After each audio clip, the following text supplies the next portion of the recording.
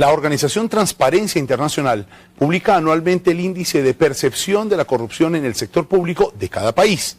Según esta organización, en el 2010 Colombia ocupó el puesto número 78 entre 178 países evaluados, con un puntaje de 3.5, al igual que países como Grecia, Perú y Tailandia. Esto se califica de 0 a 10, siendo 0 muy corrupto y 10 ausencia de corrupción. Durante 5 años consecutivos, Colombia ha obtenido puntajes debajo de 4 y desde hace 12 años que está incluido en la encuesta, las calificaciones no han pasado en promedio de 4. Crítico, muy crítico.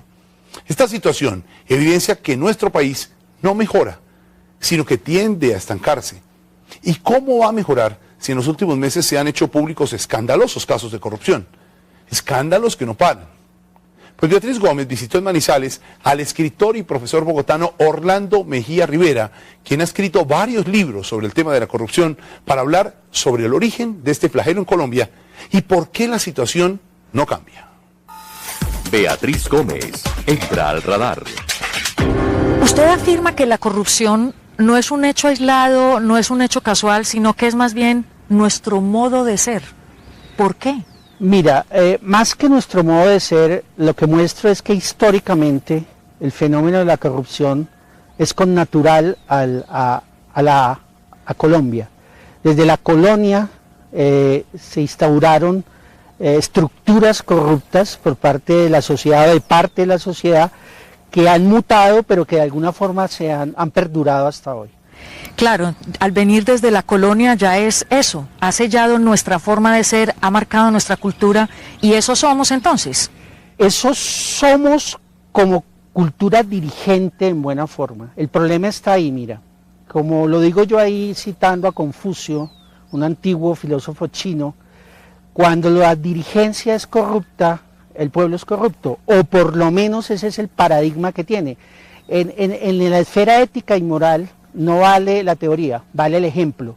Y no hay nada más nefasto que los que dirigen envíen mensajes de corrupción. Entonces, desde la colonia, incluso desde la conquista, viene este proceso. Con una anécdota que permíteme, lo digo, cuando llegaban las leyes de Indias, de los reyes de Castilla a estas tierras, los españoles tenían un rito.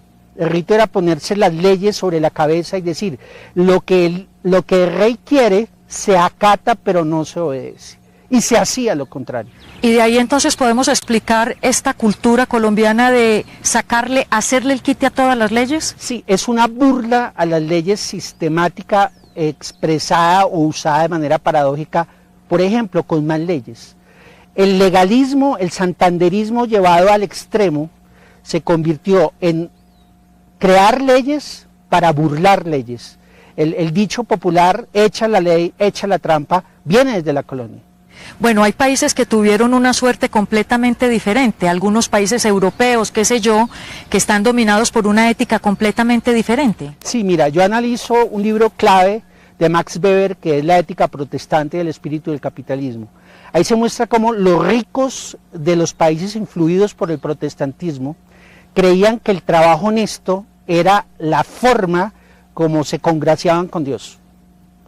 Se hacían ricos, pero se hacían ricos por la vía honesta, y el trabajo era el elemento clave. Mientras que los ricos del catolicismo, de la ética católica, ser ricos era un privilegio dado por Dios, y el trabajo se constituye en algo que es para los pobres, para la chusma. Los ricos no deben trabajar en los países católicos. Al no trabajar, tienen que seguir teniendo dinero, y cuando lo pierden, buscan las estructuras del Estado para seguir siendo ricos sin trabajar. Entonces esa es la mentalidad que trajo España a las colonias.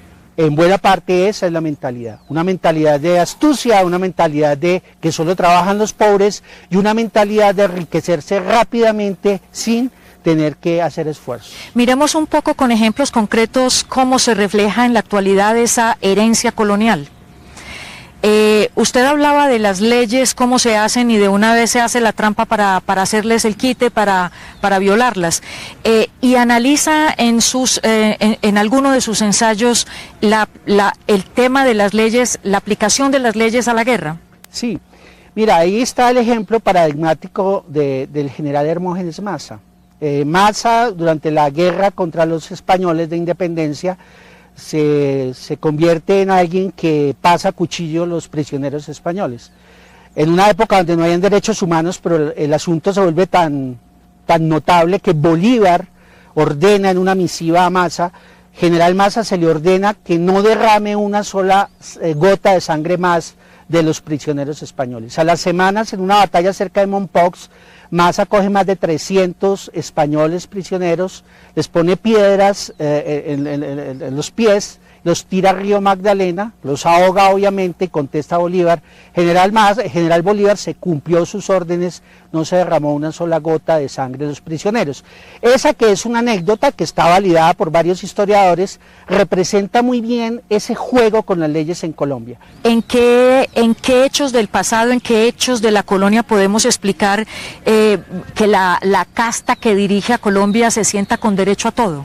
Viene desde los famosos terratenientes aristócratas que llegaron acá, que las bulas papales les dieron tierras, simplemente a cambio de que los indígenas fueran convertidos al cristianismo, y que, repito, en su sentido ético y en su sentido, digamos, cosmológico, trabajar era un asunto de pobres, se crea una especie de pureza de la sangre falsa. En la Nueva Granada se llegaron a constituir 17 clases de sangre, imagínate esto, totalmente anticientífico. Entonces es la pureza de la sangre igual dominar el Estado para esos hijos de terratenientes sin trabajar. O sea, una especie de convicción divina de merecerlo todo, que se viene hasta lo que yo llamo los hijos de papi, que podemos poner apellidos porque están ya judicializados. Los Nule y muchos otros es el prototipo de hijos de papi de este país, que creen que merecen expoliar el Estado e incluso lo hacen con cierta resentimiento y vergüenza sobre su país porque sienten que ellos se lo merecen. Mire, profesor, ¿en qué momento los bienes del erario público se convirtieron en un botín? ¿Y en qué actitud y mentalidad colonial se origina este hecho? Eso es muy interesante, mira, eso tiene una estructura que tiene que ver con la encomienda. La encomienda es la que genera la clase política. El paso de la encomienda a la República de Colombia fue un cambio de nombre, pero no de estructura. Por eso aparece la figura del cacique. La figura del cacique viene de la encomienda, pero se convierte desde la colonia en el que median el clientelismo. Ahí se da una relación muy extraña que es muy grave para el país. Política colombiana siempre ha estado unida a clientelismo con cacique. Y hasta hoy. Y eso ha llevado a lo siguiente, a que el 60 a 70% de todos los políticos desde hace 200 años son elegidos por la vía del clientelismo hasta hoy. Es en el día de las elecciones donde a través del dinero y a través de la presión pues, de las armas se eligen el 70% de los políticos colombianos. Eso lo sabe la clase política clientelista, por eso es que no le interesa el voto de opinión, porque el voto de opinión solo lo han elegido en Colombia el 30%. Una pregunta, la permisividad social que existe en Colombia frente a los vivos, frente a los que violan la ley, a los que se salen con la suya, a los que hacen un desfalco, ¿de dónde viene? ¿En qué aspecto de la mentalidad colonial se origina esta permisividad? Pues tiene que ver un poco con los privilegios de clase también, ¿ves? Los privilegios de clase, o así no se perteneciese a una clase privilegiada, el sentimiento de que si alguien que era el jefe o el amo podía hacer lo que quería, de alguna manera había que seguirlo, imitarlo. Harold Alvarado Tenorio tiene un poema muy bello que dice: el problema de Colombia es que imitamos nuestra aristocracia, o sea, hacemos lo que hace nuestra aristocracia. Entonces se va construyendo una permisividad, además un paradigma, un prototipo que yo llamo el prototipo del astuto, que lo vemos en la educación, que lo vemos en la política, que lo vemos en los corruptos de hoy. Vemos esa astucia, la astucia de ir con rapidez, de hacer el esguince, el atajo, lo que yo llamo. Colombia tiene una grave enfermedad que se llama el síndrome del baloto. Es una sociedad que quiere enriquecerse sin esfuerzo, que huye del trabajo serio. Entonces desde ahí viene una serie de estructuras que se han enquistado. Ahora, ojo, eso no es todo Colombia. Yo trato de paradigmas que muestran lo contrario. Obviamente hay un sector que se resiste a todo este estado de cosas, de eso vamos a hablar más adelante. ¿Qué relación encuentra usted entre la impunidad y la corrupción? Es muy grande, mucha gente lo ha estudiado. Mira, parte del problema en Colombia es esa asociación entre corrupción e impunidad. Un informe de la Unión Europea del año 2009 muestra que el sistema penal acusatorio tiene un grado de impunidad del 96.7%. Y hay estudios muy serios, hechos por asociaciones muy serias internacionales y nacionales, que por ejemplo muestran que la justicia en general en Colombia alcanza una efectividad del 3.7%. Entonces, en una sociedad donde su sistema judicial la impunidad es lo que manda, estimula al ciudadano a volverse corrupto porque hace balances, y es lo que vemos todos los días. Yo me robo este instituto, me meten 4 años de cárcel, me meten 6 años de cárcel y salgo multimillonario. Mire, profesor, ¿qué reflexión le suscita a usted esa vieja frase que ya es muy popular del expresidente Turbay, de que hay que reducir la corrupción a sus justas proporciones? Sí, Turbay representa la clase política clientelista, es el arquetipo de eso. Es el uso de la política para expoliar al bien común a favor de unos pocos. No, la frase del expresidente Turbay es coherente con él y con lo que representa una política y unos políticos que han hecho inmenso daño a este país. El núcleo de la corrupción en Colombia es el núcleo de la clase política que siempre ha llegado al poder por la vía del clientelismo. Turbay representa eso. Y la famosa frase de uno de los Nule, que la corrupción es inherente a la naturaleza humana, ¿qué le dice eso a usted? Para cualquier profesor de filosofía, pues primero lo ridículo de la frase, ¿cierto? Y segundo lo cínico de la frase. Representa el hijo de papi y mami llevado al extremo de pensar el mundo y de creer que Colombia es lo que ellos son. O sea, es el cinismo llevado al extremo.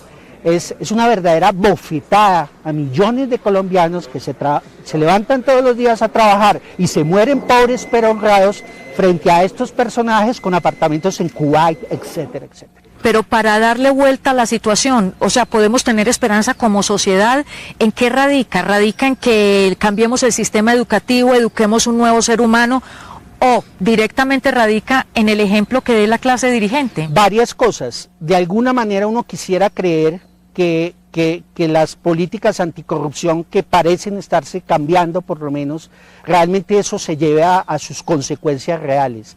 Eso de alguna manera disminuiría la impunidad.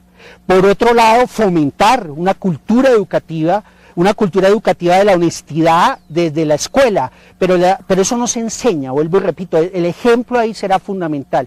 Mira, no hay nada peor para una sociedad, Beatriz, que los retardados morales, como los llama Kohlberg, lleguen a dominar el país. Este ha sido un país mandado por retardados morales y por eso la corrupción ha campeado. Pero sí hay esperanzas, tiene que haberla además, y te voy a decir por qué. Jorge Garay, el economista colombiano, ha hecho un análisis de un inmenso valor sobre el concepto de cooptación del Estado. Colombia es un país que a través de muchas décadas ha terminado creándose una estructura de tela de araña de los corruptos. Es un Estado prácticamente a portas de lo que él llama la cooptación del Estado, un Estado al servicio de mafias. Las mafias no solo son las mafias del narcotráfico, en Colombia se han unido ya, por eso no hay tanta violencia como en México explícita, las mafias del narcotráfico y las mafias de la clase política, en una armonía que pretende ser una sociedad aparentemente normalizada. Profesor Orlando Mejía Rivera, muchísimas gracias por compartir sus ideas, sus estudios, sus análisis con el Radar del Canal Caracol. Muchas gracias a ti y a Radar.